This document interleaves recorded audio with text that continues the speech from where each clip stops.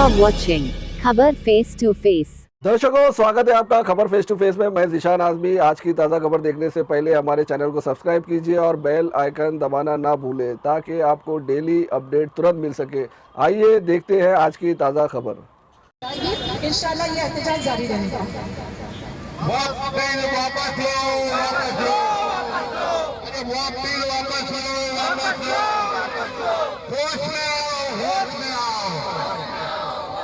अरे भारत सरकार होश में आओ, वकील वापस लो, हिंदुस्तान जिंदाबाद, मुस्लिम लीग जिंदाबाद, अरे ये मुस्लिम लीग, संविधान जिंदाबाद, मुस्लिम लीग जिंदाबाद।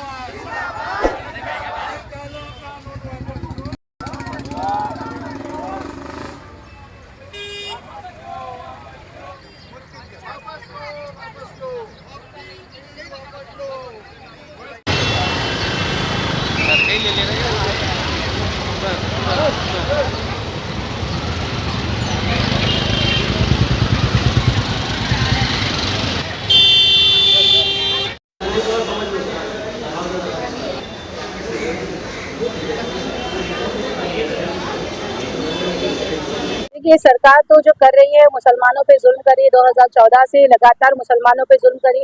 अभी हाल ही में आपने चुनाव में सुना था कि प्रधानमंत्री जी के अल्फाज थे कि यही वो मुसलमान जो गले से मंगलसूत्र छीन लेंगे। ठीक है, मुसलमान ये सारे काम करे। आज मुसलमानों के आज वह बिल जो पास किया गया है, वह अमेंडमेंट बिल जो पास किया है, ये पूरी तरह से असंवैधानिक है। ये काले कानून का हम पुरजोर विरोध करने के लिए मुंबई मलाड मालवानी में इंडियन यूनियन मुस्लिम लीग की पूरी टीम एहतजाज के लिए की है। आपको बता दूं कि हमारे सांसद 5 सांसदों ने याचिका डाल दी है सुप्रीम कोर्ट में, लेकिन ये लड़ाई सुप्रीम कोर्ट में भी चलेगी, सड़क पर भी चलेगी। हम खामोश नहीं रहेंगे।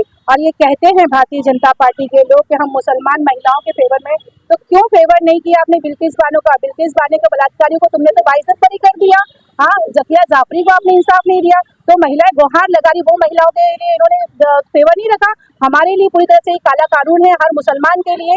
ये हमारे अल्लाह के नाम पे दी हुई वक्फ बोर्ड की जो जमीनें हैं, उस पे सरकार मुदाखलत करके, इस पे कब्जा करके ये बड़े बड़े दानिशमंदों को ये अपने ये व्यापार चलाने के लिए ये हरकत की है। ये पूरी तरह से पुरजोर विरोध करेंगे हम। जगह जगह पे इंडियन यूनियन मुस्लिम लीग के लोग मिलेंगे आपको, और इंशाल्लाह हम पुरजोर विरोध करेंगे। मुसलमानों को उठाएंगे, मुसलमानों को उनका हक दिला के रहेंगे इंशाल्लाह। ये शुरुआत है मुसलमानों के नाम से। ऑलरेडी जो है क्रिश्चियंस के नाम पर जो ऑलरेडी इन्होंने शुरू कर दिया है। ब्रिटिश के ज़माने में जो चर्चिस के लिए और बाकी जो इसके लिए जगह दिया गया है, उसके ऊपर अभी ये बिल पास होते ही जो है उसके ऊपर सवाल निशानी खड़ा कर दिया है। पूरे सोशल मीडिया में चल रहा है। क्रिश्चियंस को जो जगह ब्रिटिश हुकूमत ने दिया, उससे 99 ईयर्स का लीज पे दिया, वो वापस होकर के शुरू हो गया है। ये एक एक कम्युनिटी को ये लोग लेते रहेंगे, क्योंकि इनके पास जो है गवर्नमेंट का अपना उपलब्धि बताने के लिए कुछ नहीं है। सरकार GDP देश का दिन ब दिन गिरते जा रहा है, इनका पोल खुलते जा रहा है, तो उनसे ध्यान भटकाने के लिए सरकार नए नए चीजें चला रहा है। इस तरीके से जब सबको लेकर के हिंदुस्तान का गंगा जमुनी और भाईचारगी को साथ में लेकर के जब सब लोग चलना चाहता है, भारतीय जनता पार्टी 2024 से जब से हुकूमत में आया है, तब से लेकर के अभी तक धर्मों को आपस में लड़ाने का ये नीति जो है और बरकरार रहने का सत्ता में, ये नीति जो इनका खत्म नहीं हो रहा है। और ये जो है टोटली हिंदुस्तान का आइन का खिलाफ है, इसलिए हम इसका विरोध कर रहा है। कोर्ट में ऑलरेडी सुप्रीम कोर्ट में कल हमारे जो है नेशनल कमेटी ने ऑलरेडी मुस्लिम लीग का पिटीशन दायर कर लिया है।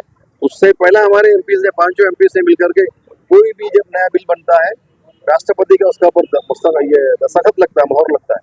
हमारे 5 MPओं ने राष्ट्रपति को लिखा, ये बिल्कुल जो है गैर आईनी है, ये हमारे मतलब धर्म के खिलाफ है और ये इक्वालिटी के खिलाफ है, आर्टिकल 14 के खिलाफ है। इसके ऊपर आपका मोहर नहीं लगना चाहिए, लेकिन उन्होंने दस्तखत कर दिया, मोहर लग गया। और ये कानून, ये भी जो है टोटली कानून में बदल गया। कोई भी कानून जब बन जाता है, उसका क्लॉज वगैरह पूरा हो जाता है, तब जो है कि उसको चैलेंज किया जाता है। इसलिए मुस्लिम लीग ने इसको कोर्ट इस पर चैलेंज कर दिया। अब जो है कानूनी तरीके से भी कोर्ट के अंदर भी और बाहर भी मुसलमान जो है इसका लड़ाई जारी रखेंगे जब तक मुसलमान को अपना हक नहीं मिलता। हद हो गया। सबसे पहला जो है काला दिन जो है बाबरी मस्जिद का शहादत था, उसके बाद मुसलमानों के हक के ऊपर इस तरीके से ये सरकार ने इंक्रोच किया है। अब इनाफ इज इनाफ। अब हम लोग खामोश नहीं रहेंगे। हर मुमकिन कानून के दायरे से हम लोग गली गली में इसको लेके जाएंगे और मुसलमानों को जो गफलत में मुसलमान सो रहा है मुसलमानों के लिए सरकार को लगता है कि मुसलमानों को धारा कर दिया है। उस मुसलमानों से जो है हर कम्युनिटी के लोगों से आपके माध्यम से मेरा गुजारिश है, जागिए, कानून के दायरे में रहकर हिंदुस्तान के कानून जो आईन है उस कानून में, जैसा गांधी जी ने जो है राष्ट्रपिता ने बताया हमें, कानून के दायरे में एक प्रोटेस्ट या तो आपका जो है नागवार, आपको कोई भी अगर कानून नागवार गुजरता है उसको लोगों को खुलकर बताने का आपका कानूनी हक है। वो हक के लिए वो हक के लिए आप लोग जागिए और इसका पुरजोर मजम्मत कीजिए। जब तक ये कानून वापस नहीं होता है मुस्लिम लीग का जद्दोजहद जारी रहेगा। अस्सलाम वालेकुम। आज वक्फ बोर्ड का अमेंडमेंट बिल के खिलाफ आज हमने यहाँ पे पुरजोर एहतजाज किया है और इस काले कानून को रद्द करने के लिए आज मुस्लिम लीग मैदान में उतरी है। कल मुस्लिम लीग ने पिटीशन फाइल किया है, आज मुस्लिम लीग रोड पे उतर के एहतजाज कर रही है और पुलिस ने हमारे मुस्लिम लीग की महिला अध्यक्ष रिजवाना ईसा खान को और मुंबई महाराष्ट्र के CH अब्दुल रहमान साहब को और जिला अधिकारी हमारे अबू भाई को डिटेन किया है। तो आज इसलिए हम लोग ने इस पुलिस चौकी के सामने खड़े हैं और एहतजाज का ये एक जो हमारा पुरसुकून एहतजाज था इसके लिए हमें डिटेन किया गया। तो हम यहाँ खड़े हैं, हमारे रिजवाना ईसा खान और अबू भाई और CH अब्दुल रहमान साहब जो अंदर है उनके लिए हम यहाँ पे जमा हुए और यहीं खड़े हैं इसीलिए। और ये एहतजाज हमारा पुरसुकून था, इसके बावजूद भी इसका कानून को, काले कानून को रद्द करने के लिए हमने एहतजाज किया है। हमारे बिहारी एकता मंच के भी काफ़ी लोग हैं, इसमें कुछ लोगों को अरेस्ट किया गया है जिसमें मैं भी हूँ शामिल, जिसमें हमारी महिला अध्यक्ष है उनको अरेस्ट किया गया है, रिजवाना ईसा खान, और कम से कम हज़ारों की तादाद में लोग बाहर पुलिस स्टेशन के बाहर खड़े हुए हैं। सिर्फ पुलिस काली पट्टी जो भी बांध के निकलता है उसको पुलिस अरेस्ट कर लेती है, ये वक्फ बिल के खिलाफ क्यों है। अब वक्फ बिल का जो मसला है, वक्फ का मतलब है कि किसी गरीबों के लिए हमारे पुरखों ने दान दिया था, कुछ ज़मीनें दान की गई कि भाई ये ज़मीन हम दान कर रहे हैं, हमारे पुरखों ने दान किया कि भाई ये बेवाओं के काम आएगी। कुछ लोगों ने दान किया कि ये यतीम बच्चों के काम आएगा, कुछ ने दान किया कि भाई ये ज़मीन हमारे अंधों के काम आएगी। लेकिन आज ऐसा नहीं हो रहा है, इसमें कुछ कमियां थी मुतवल्लियों की, तो सरकार उसका गलत नाजायज़ फ़ायदा उठा करके मुतवल्लियों पे कार्रवाई ना करके पूरे कौम को तकलीफ में डाल रही है। और सरकार की मंशा सिर्फ यही है, बहुत सोचने वाली बात नहीं, सिर्फ मंशा सरकार अपना मनमाना कर रही है। और सरकार की मंशा ये है कि 2013 में कांग्रेस ने ये बिल को अमेंडमेंट किया था, उसमें 123 बिल ऐसे थे कि जो वक्फ की प्रॉपर्टी को 123 जगह वक्फ की जो प्रॉपर्टी थी उसको सरकार कब्जा करके रखी थी। देखिए आपने क्या भरने वाली है? देखिए ये सरकार 2014 से सिर्फ हिंदुस्तान के लोगों को मुट्ठी बनाने का काम कर रही है। अभी ये मुसलमानों का फ़ायदा चाह रहे हैं, तो मुसलमानों का फ़ायदा जगह जगह ब्लीचिंग हो रहा है, तो उस पर कहाँ सरकार आवाज़ उठा रही है।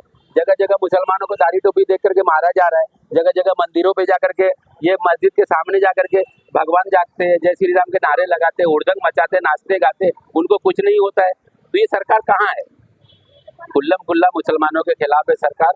ये अमित शाह जी ने कहा कि महिलाओं के लिए लाया, लेकिन महिलाओं के साथ में आज लगभग 1 महीने से कितनी घटनाएं हुई हैं उनके साथ में, क्या सरकार ने एक्शन लिया है इस पर? आप हमसे बताइए कि कौन सा सरकार ने एक्शन लिया है महिलाओं के खिलाफ? इतनी तकलीफें महिलाओं को हो रही हैं, आज तक किसी सरकार ने, अभी जो सरकार है इसके पहले हमने सुना था एक रेप केस हुआ था जिसमें पूरी मीडिया, पूरे हिंदुस्तान की मीडिया, पूरा दिल्ली, पूरा हिंदुस्तान कि वो पैसे वाले लोग थे, इसके लिए गरीब लोगों का कोई सुनवाई नहीं है। घर का घर जला दे रहे हो आप और लड़की को जला दे रहे हो, उसको दफना मतलब बच्चों को दिखाने नहीं दे रहे हो। ये सरकार की साफ साफ मंशा दिखाई दे रही है। गरीब को कुचल डालो, मार डालो और उसको दफना दो और बात मत करो उसके बारे में।